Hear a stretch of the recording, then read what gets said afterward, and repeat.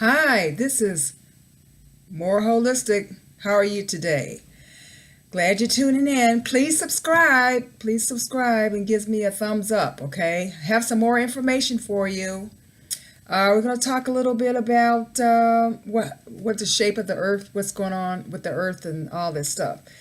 But let me just talk about what we call factory farming and how they look at animals as, and you can see a correlation.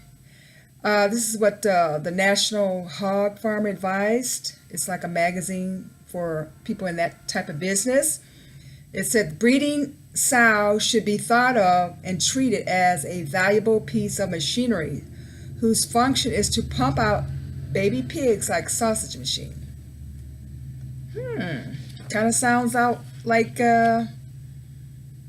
beginning of America when they used to do to the black woman how they would make her pump out babies, 9 and 10, 20 babies, so they can keep up the plantation population to get free labor. So, exactly what is factory farming? What is it? Let me just read this definition to you. It's factory farming. Factory farming refers to industrial farm animal production. Other terms like concentrated animal feeding operation, they call that CAFO, and animal feeding operation, AFO, have legal definitions. AFOs, congregated animals, feed, manure, urine, dead animals, and production operations on a small land area, describe the EPA. And AFO may be designated as a CAOFO if it's considered large or medium or through a special designation by the EPA. Regardless of the terminology, these are all places where thousands,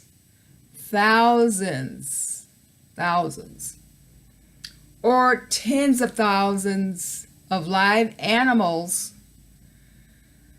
live, often cramped together or confined cages, and where environmental problems persist. So basically, there's just a big, long farm made of steel and tin, and they just throw a bunch of animals in there, just like concentration camps in the jails and prisons. Okay, so here's some other brief facts that I want to go over with you. Nearly a third of all land on the planet goes toward producing protein from animals. Protein from animals. A third of all the land on the earth. Okay, 70% of previously forested land in the Amazon is now pasture for farm animals, with animal feed crops covering a large part of the remainder. Okay, and also animal-based portions of the average American diet requires 150,000 square feet of crop and pasture land annually. That's nearly the area of three NFL football fields to produce meat, eggs, and dairy for each one of the meat eaters per year. Just imagine it, 3 NFL fields. And then also the meat industry has the attitude that, quote, they tell you they've got more money than God and will outspend you and outlast you, referring to the power of the industrial agriculture. So it's going to take a tide of markets and a tide of the masses to really change things. In other words, people, supply and demand, when people start changing their diet, reducing the meat and animal consumption, that's when the market will change. Okay. So just to go over a few points with you, 70% the amount of the Earth's agricultural land used for livestock production. 70% of the Earth's land is used for livestock production. Okay? 30% the amount of all the Earth's land mass used for livestock. 3 football fields, the amount of land needed per person each year to sustain the animal-based portion of a standard diet.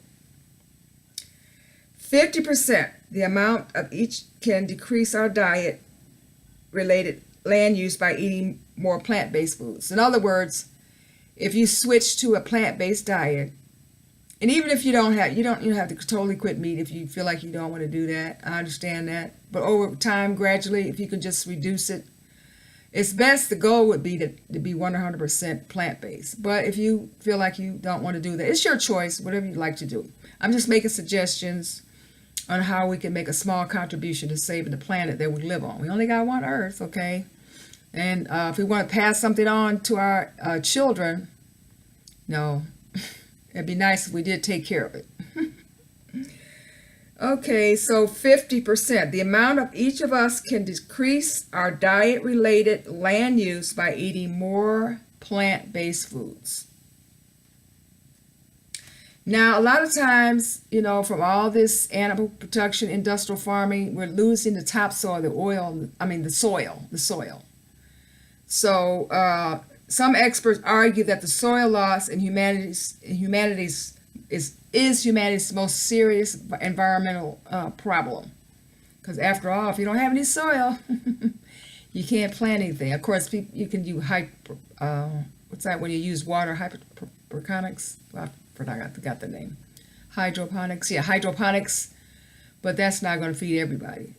And that's not the way the world was meant to, survive primarily. So the nation that destroys its soil destroys itself. So right now, that's where we're headed. Okay, and reducing animal protein intake in regions that are currently consuming the most, like the United States. Per person diet related land use could nearly be cut in half. So we could cut that in half by changing the diet. Also, rural landscapes across the country and the world are beginning to industrialize, forever change because of our diet. So all this whole love of meat is spreading all over the world. So in other words, they're not going to leave much for the future generations to have to come. So in a nutshell, let's go a few points. In a nutshell, factory farms are destroying national and global landscapes and community. The introduction of large-scale CAFOs negatively impacts communities' livelihood and well-being. Historic areas and structures are being replaced with large-scale agriculture operations. Alarming loss of soil due to animal agriculture is making farmlands less fertile. Producing animal protein requires huge inputs of land for animals, their feed, and more. The Amazon is disappearing because of people's obsession and addiction to meat. And the major change in the landscape and also the habitat for many native species. So they're losing a lot of the beautiful plants, and animals are going extinct because of people's love for meat.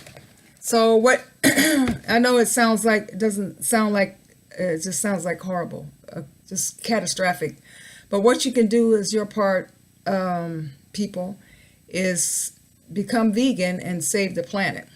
Because we're not going to have anything to fight over if there's nothing left. There's no forest, no soil, and everything is polluted. And there's nothing to be argued about. So and it kind of correlates with how this country started. They used all the wealth came from off the free labor of black people of African descent. So it's funny how that fueled the Industrial Revolution. Now we have industrial agriculture destroying the whole planet. So it kind of like cause and effect. But stay tuned. I'm working on those recipes. I'll be back with some more information. You have a great day and try to explore that vegan diet, okay? I have some recipes for you. I keep saying that, but you'll see. I'll talk to you later. Take care. And remember, eat green, think positive. Bye. Subscribe. Click subscribe and give me a thumbs up. Thank you so much for tuning in. Thank you so much. You have a great day. I love you.